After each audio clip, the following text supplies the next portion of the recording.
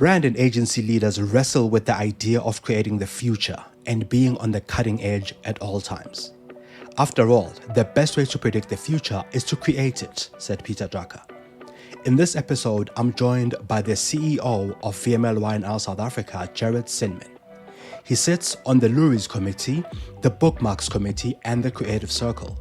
He shares some of his thoughts on how brand and agency leaders can create a future that others may not yet imagine. If you're trying to solve a different challenge to what your client's biggest problem is, then they are not going to see you as a strategically important part of their lives. We also discuss an opinion piece he wrote about the Luries and why the industry was so divided on the matter. That's where being incredibly culturally relevant, very local, having stuff that is very relatable and very relevant to people's lives here is kind of the only direction you can take. We delve into his views on the true value of creative industry awards. So I think there will always be a place for agencies and consultancies. We will always have a place because businesses are never going to be able to do everything themselves, but they will turn to the partner that understands them the best. Please share this episode and subscribe to The Lead Creative wherever you get your podcasts. Welcome to The Lead Creative Podcast, where we talk to creative industry leaders, influencers, and brands. We discuss the strategies that influence brand thinking and shape industries.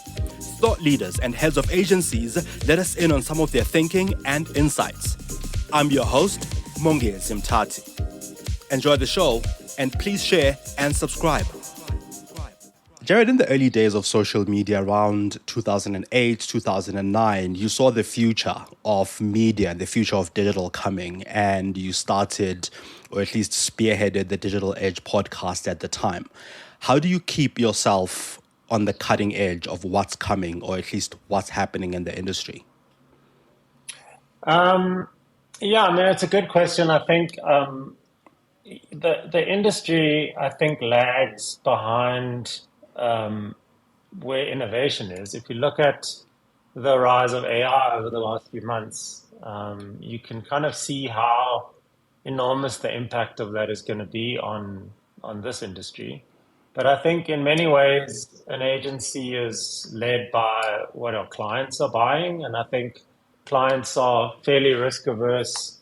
You get to do a couple of breakout projects that maybe push the boundaries, but a lot of the work, lags quite far behind where the cutting edge is. I think, for me, I try to stay in touch in the normal ways. I read a lot. I look at a lot of global case studies. One thing about being in South Africa is that as a country, we lag somewhat behind the technological innovations.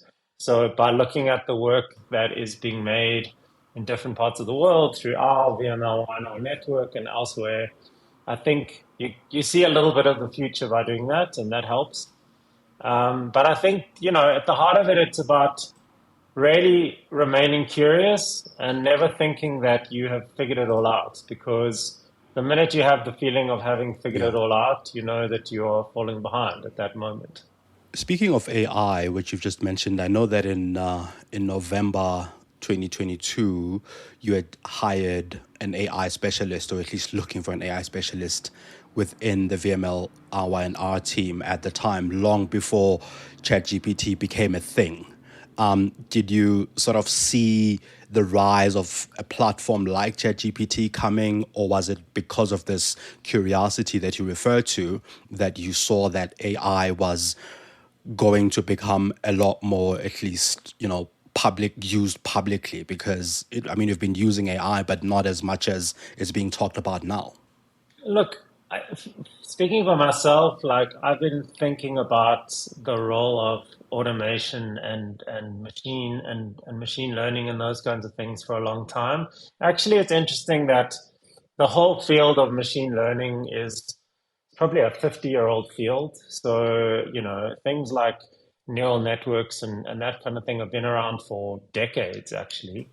And I think what's been clever about how OpenAI and Google have presented these things recently is that they've given us toys to play with in our normal lives.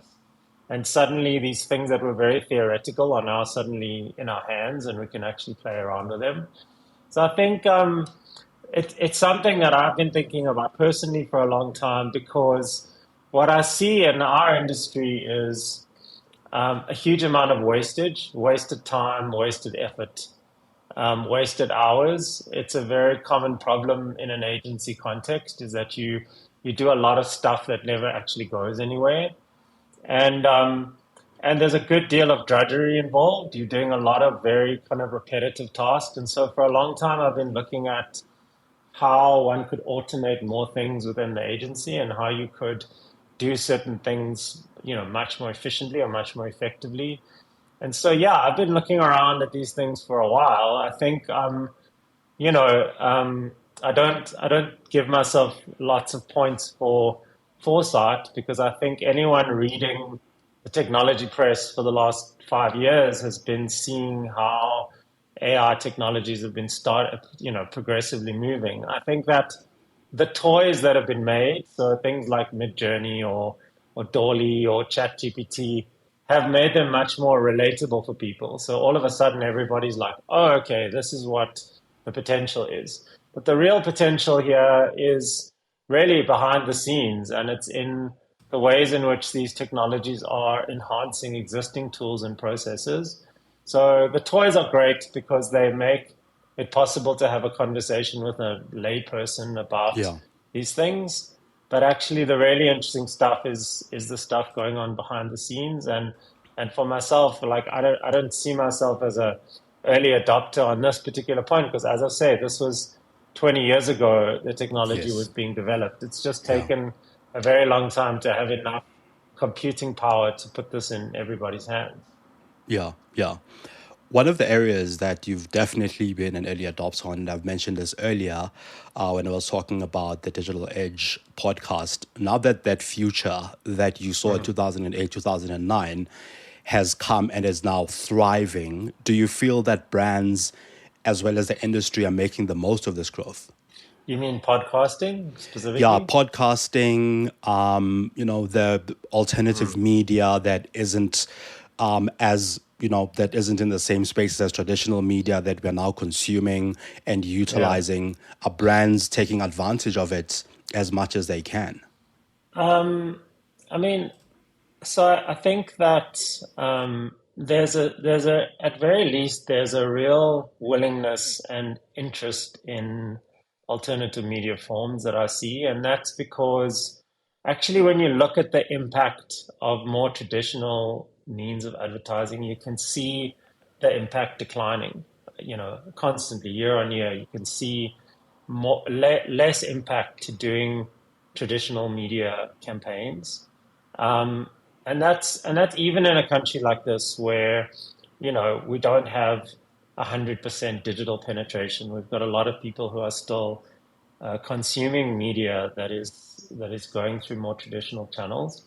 So I heard a stat recently from one of the media agencies that we work with, that they are seeing just about 50% of media spend going towards digital now for the first time.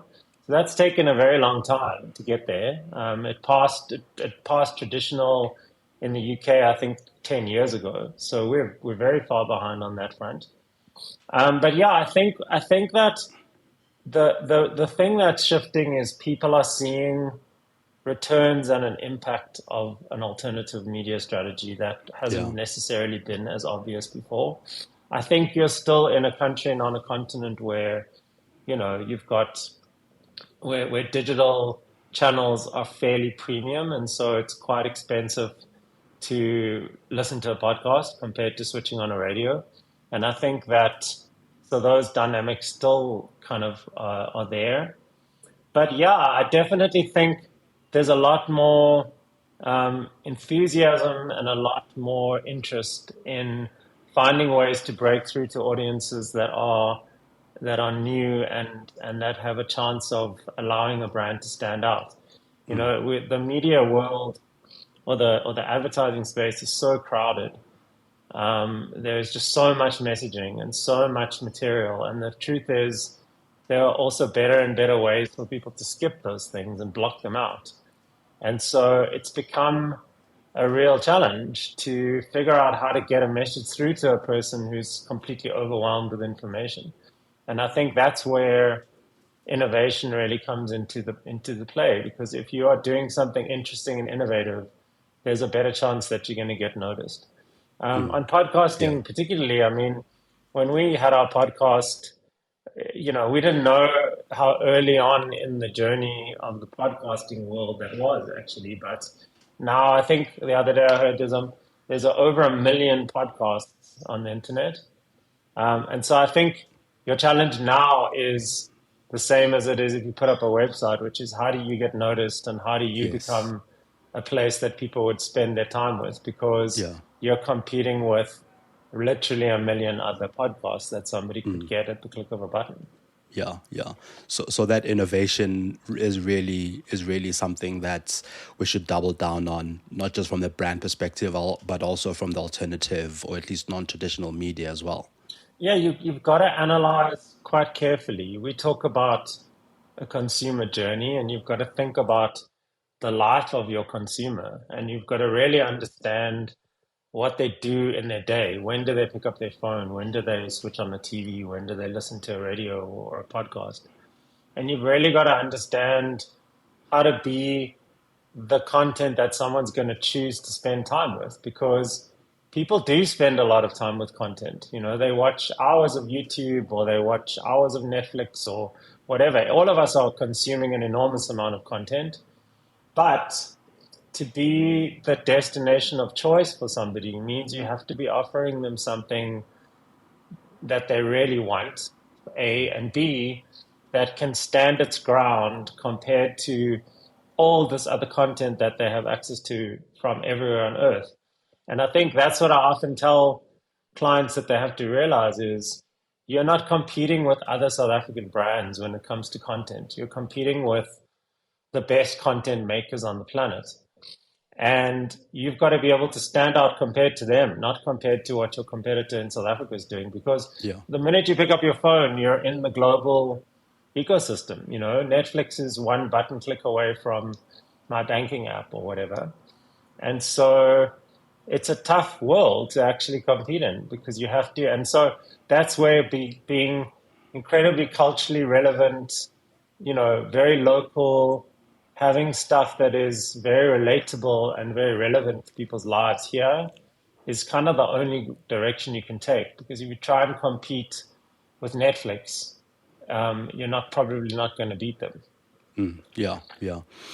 As one of the agencies and agency leaders who led the charge in digital marketing in its infancy, you would have had to develop the kind of talent that you needed at the time because there wasn't a lot of it.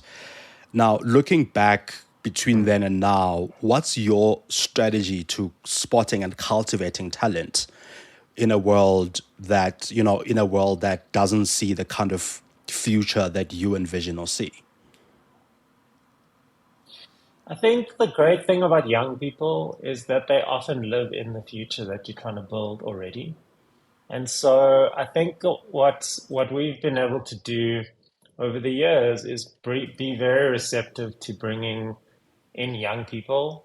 Often we get graduates or people who are still, in a stage of their life where they're learning. And I find young people to be much more open to change and much more open to new thinking than people who have been around forever and have established ways of doing things. And so I think the trick um, to that is you've got to build an organization that allows all the voices in it to speak and allows space for people to talk up and to give their point of view.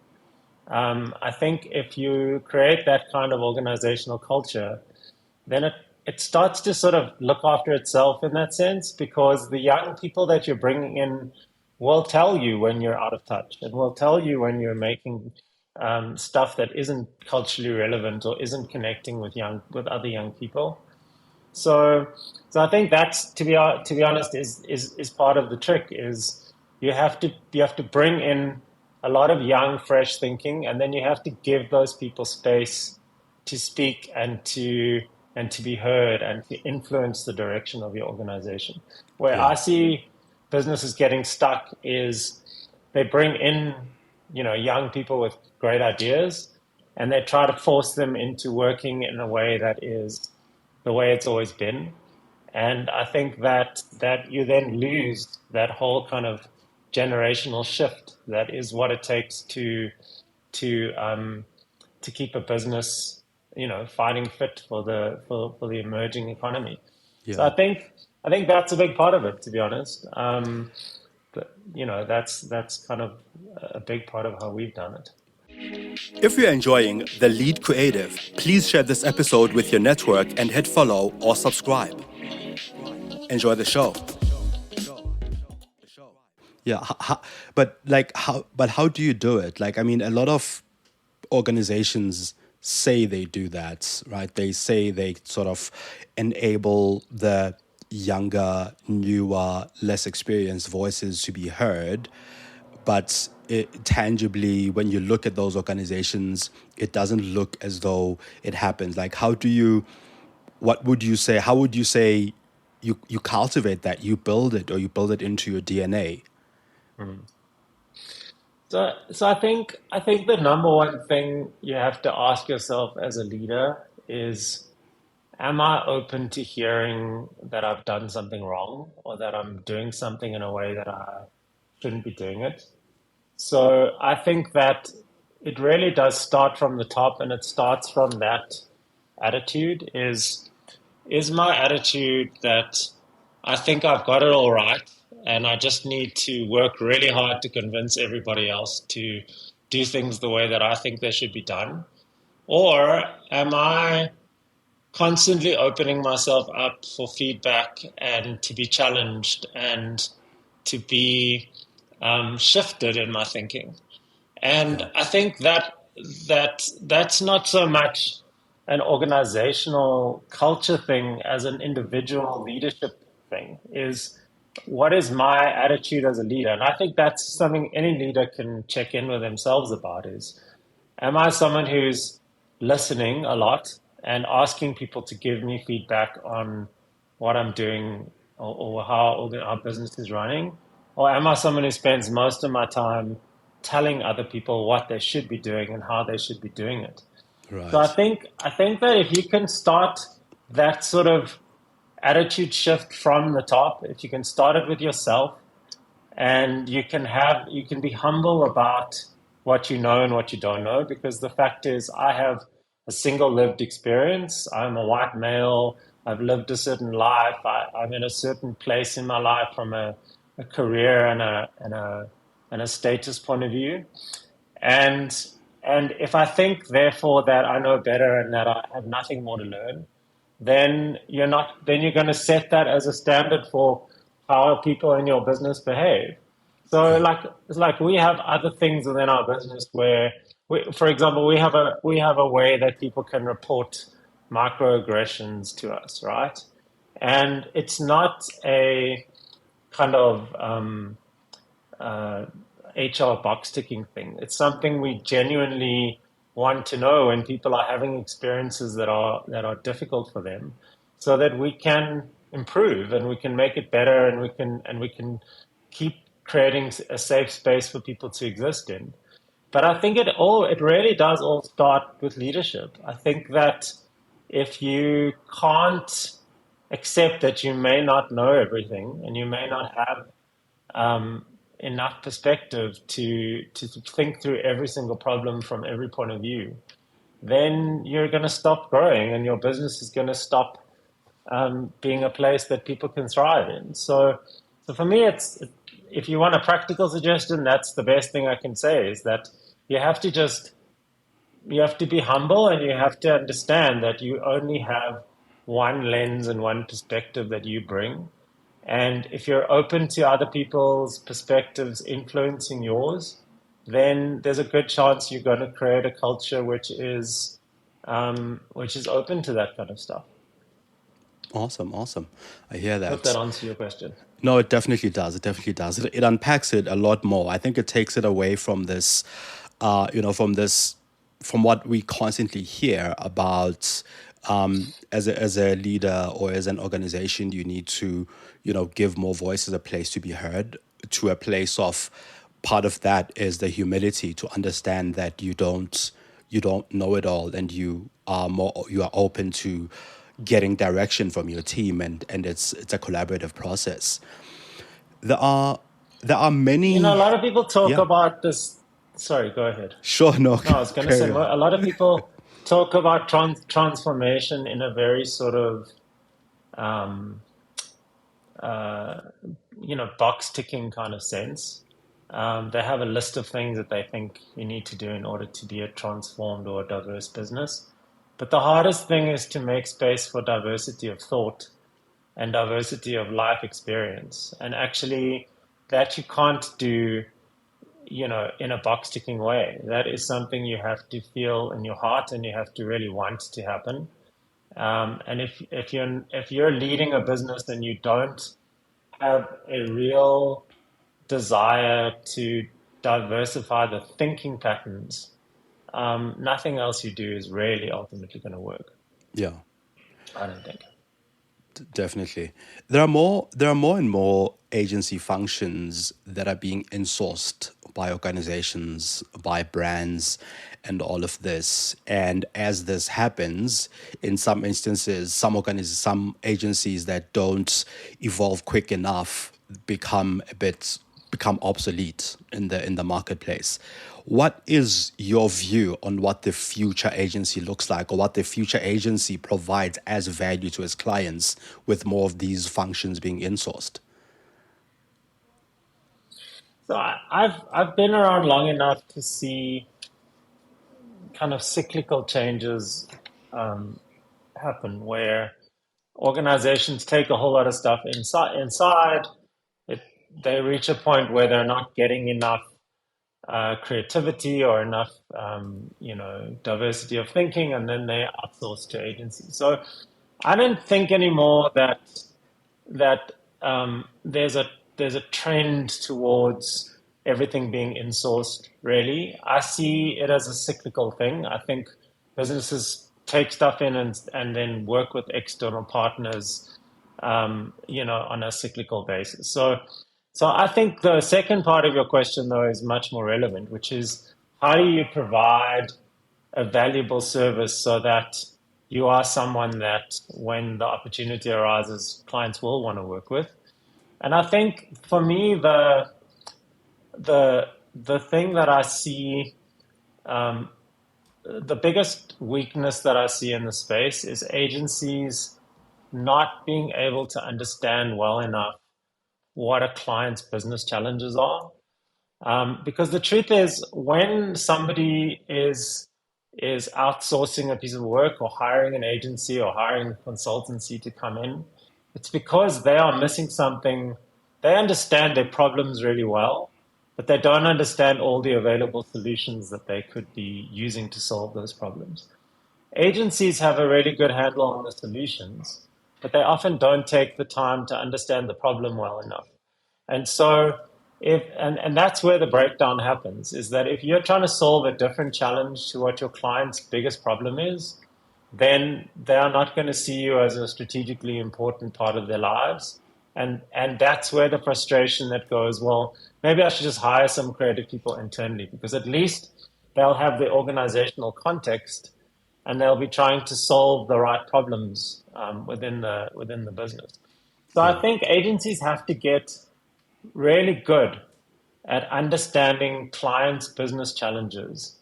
And really, when they're coming up with ideas, or they're defining strategies, or they're coming back with executions, is to be really focused on trying to solve the same problem that your client is trying to solve. And that's not a new thing. That's something that has existed for the lifetime of the advertising industry. But it's something I think that the big consulting companies that have started playing in the advertising world are just a lot better at. They have a really good way of understanding and analyzing what the client challenge is, and then coming back with a solution that fits perfectly with that. And I think that is where we get too tied up in the kind of fun, or I don't even want to use the word fun, but we get very tied up. We have an idea that we are desperate to have made, Yeah. but we're not good at testing that thinking against the client's real business problem. So I think there will always be a place for agencies and consultancies. We will always have a place because businesses are never going to be able to do everything themselves, but they will turn to the partner that understands them the best. Yeah. Has this partnership, or this at least acquisition of agencies by consultancies, changed the industry, or do you see it as something that is potentially going to change the industry when the agency now sits within, the consultancy space, or at least within a consulting firm, or whatever the case is, as we've been seeing with these acquisitions that have been happening in recent times? I mean, I think that it's changed the industry less than I thought it would have, to be honest. I don't know why that is entirely, but I haven't seen the kind of upheaval that I would have imagined in the process. Maybe it's coming, but I think even globally, when I look at our VML businesses in other parts of the world, I haven't seen a dramatic upheaval yet. I think it has made agencies become a little bit more consultant-like because, a number of agents of traditional agencies now have got consulting divisions or are providing advisory or consulting services now where they wouldn't maybe have done that in the past. But yeah, currently at the moment, I haven't seen a dramatic impact of any of this stuff. I think that um, perhaps the reason is just that the consulting business model and the advertising business model are just really different. And I'm not sure anyone's figured out entirely how to bring the strengths of both into a single offering as opposed to really just operating a consulting business and an agency business quite separately. So Yeah. yeah, even something like Droga, which was acquired by Accenture, like, I haven't seen sort of such dramatic impact of that stuff happening, being brought in. But I do think in some ways it's challenged agencies to professionalize and to think of themselves more in the advisory space. And I think in the consulting world, I think they're still just trying to get to grips with this crazy industry that they've bought into because it is just so different to how they've been operating. Okay. You wrote an opinion piece last year sometime around the lorries, and that opinion piece got the industry talking quite a lot. For people who haven't seen the opinion piece and haven't really followed the news around what followed, can you share a little bit about what you spoke about there and why you feel it was so divisive to the industry? Well, if you don't know about it and you haven't followed it, you consider yourself lucky because I think it was a lot of drama for over very little. I mean, I think basically, if I can summarize, I went to the Lurries last year. The Lurries has been it kind of changed shape quite dramatically during COVID. There was a year where there wasn't a Lurries, I think, and then there was a year where they did a kind of COVID type Lurries. So last year was the first big return to form for the Lurries event. And, my experience of going, as well as talking to all the clients that we took with and many of the staff and other agency leaders who were there, is that they really did not think it measured up to the standard that the Lurries has held for so long. And there were lots of individual things that I pointed out. And I think for me, it didn't feel like those issues were being addressed in as determined a way as I think it needed to. So for me, writing that piece was really about starting a conversation, and that was my intention anyway, was to just to open a dialogue and to start a conversation in the industry about this is an industry event. It's the event that is meant to celebrate the best of what we have to offer, and I guess my challenge to to the Lurie's people as well as the industry as a whole was to ask, is this what we think it should be like? Is this what we think the Lurie should represent and how we think it should happen? And yeah, I think what was interesting is almost 100% of people that I spoke to after publishing that told me that they were glad it was written. They totally agreed with me, and they were, felt exactly the same way, and they're glad that somebody put it out there. And then I think there was some institutional backlash from, some of the industry bodies, which ultimately didn't actually lead to anything particularly useful as an outcome. It was a lot of inter industry kind of fights that didn't really go anywhere. In the end, it feels to me like the point was missed, which is we Yeah. need to make the Luries better. Instead, a lot of attention and focus ended up being around the publication of that piece, which I just found very strange. So, yeah, I mean, there's a lot more I guess I could say, but Yeah. Yeah. that's the summary. If you're enjoying The Lead Creative, please share this episode with your network and hit follow or subscribe.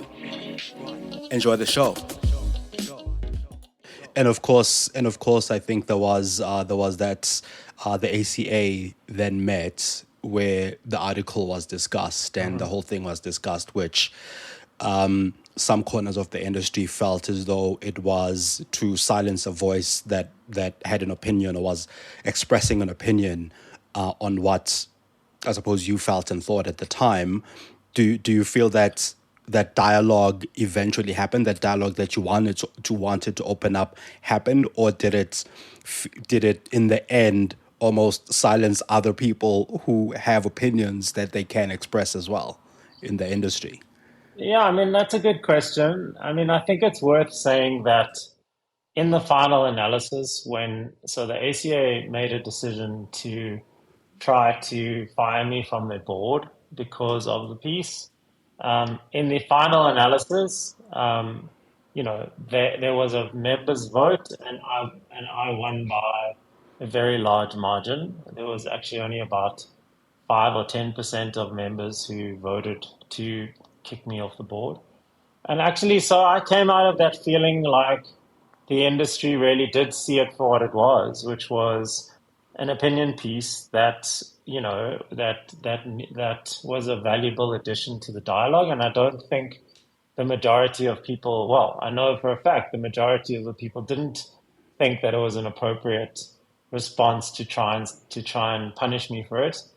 Yeah, but I do think perhaps one of the unfortunate consequences is that people are more nervous to put stuff out if it's going to result in that level of backlash. I mean, it took a lot of time and cost me money and lawyers to actually defend myself, and I think it was time and energy that should have been used on something productive as opposed to something like that. So I still think, like, ultimately, obviously, I think it kind of worked out in my favor, but I do think that the whole thing leaves one feeling that there isn't space for honest, open dialogue, and I think that's a pity, and I think it's ultimately damaging. If someone else is sitting out there thinking, "Oh, I better not publish this because I'm going to get into trouble with somebody," well, then we're going backwards. So yeah, I don't think ultimately the whole thing it was a very unfortunate. It was a very unfortunate series of events. Now, switching a little bit out of the Luries and the article itself, over the years that you've worked in the industry, what do you see as being the true value of some of these creative and industry awards? Look, I'll say this. I think there are far too many of them. This industry is very over rewarded and over invested in praising ourselves for what we do. So I think that there are, if you had to make a list of all the possible awards and shows out there, I think there are a handful of them that are run in a way and which have the status and credibility to be worthwhile to enter and win something at. And I think the value is simple. It's that you get to benchmark yourself against your peers, and and if it's done correctly, the winners of that show really should represent the best work and the best minds doing the best things in the industry. And I think there's a huge amount to be learned from that. I mean, if you've ever judged an award show, you've ever attended a really well run award show, you leave inspired about the possibility of what we can do in this industry, how creative we can be, how we can, do good for the world and actually improve the societies that we're operating in.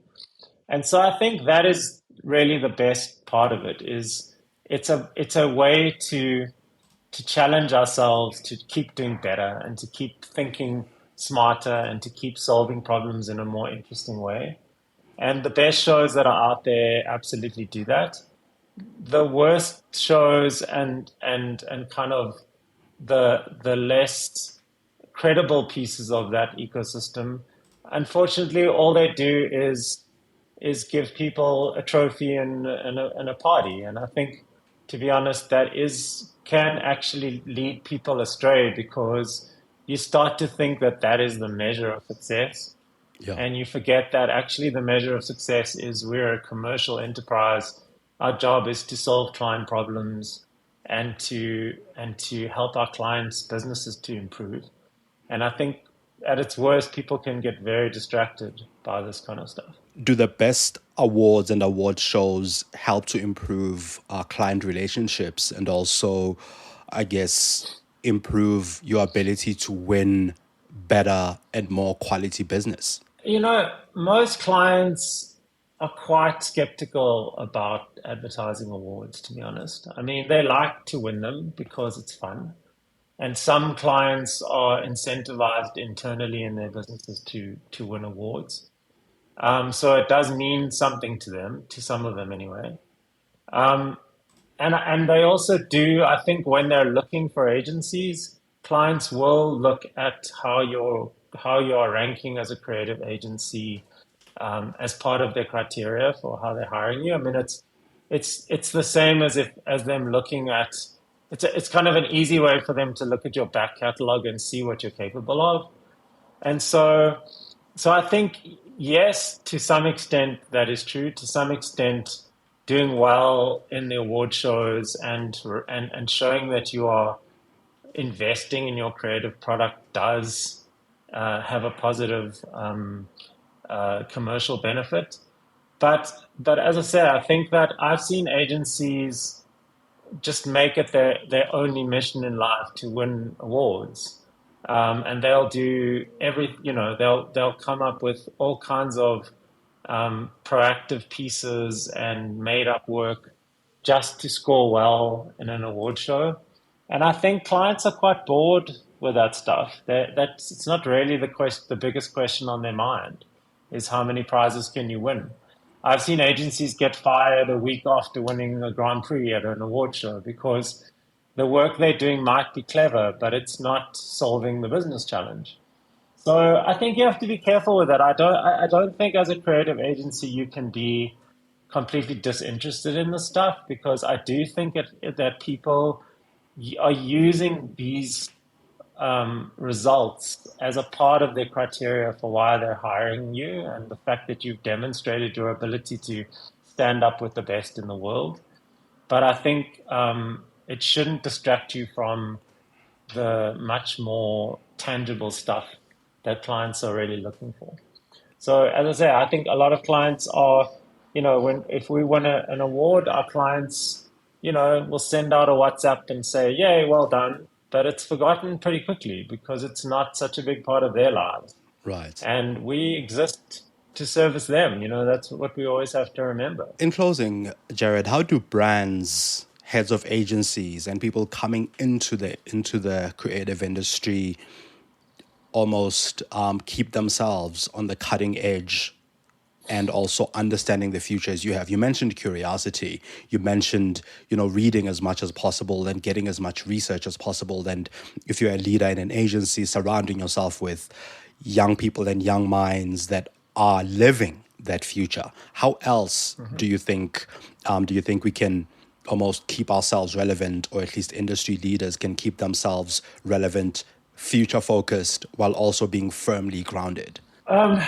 Yeah, it is a difficult question, just because the amount of stuff that's flying at you continuously. There's always another tech trend, and I mean, if you look back just over the last 1 or 2 years, there's been AI, there's been the whole kind of crypto blockchain story, there's been all this metaverse, VR, AR stuff. That's just three things, which each of them in themselves are enormous areas. And actually, probably two out of those three are not going to even make a dent in the world. So I think that's it's really got to do with looking beyond the marketing and advertising world a little bit. I think that for everyone in this industry and in business right now, the trends within the tech space are much more impactful than trends within the advertising and marketing space. And I think it's about not getting trapped in too small of a bubble where all you're actually doing is thinking about advertising or thinking about the crafts involved in advertising. So I think the best advice I could give to anyone right now is to spend time on tech trends and tech content. Like, really take the time to understand when there is a big technological change like AI, to look at it from outside of the advertising and marketing world, because actually that's where you realize how big the kind of overall information space is. Yeah.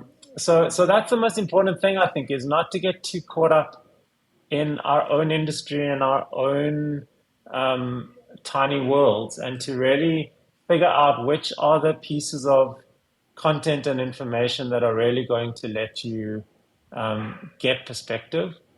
And I think that, then it is just about, I have this thing right now where I make sure I learn one new thing a day. I just made this decision at some point.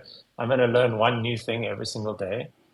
And it's funny, when you do that, you actually find that you don't necessarily know why you're learning about a particular thing, but slowly but surely, all these different things add up to a broader perspective on the world. So I think that's the biggest thing, is to tune into the right stuff. It's all out there. I mean, we're living in a sea of content, but it's about looking beyond the bubble and making sure that you are exposing yourself to new and interesting things that challenge your perceptions of the status quo. Awesome. Thank you so much, Jared. That was, very insightful. And I'm sure that we'll pick up a lot from this, and it will raise very many interesting conversations as well. Okay. Well, I hope so. I hope those was helpful answers. Thank you for listening to The Lead Creative. Did you get one insight that's worth sharing from this episode? Please share it with your network or your friends. Pop me some of your ideas and innovative finds on Twitter on @Mongezi. This podcast is available on Spotify, Stitcher, Apple, Google, or wherever you listen to your podcasts. You can also find me on mongezi.com.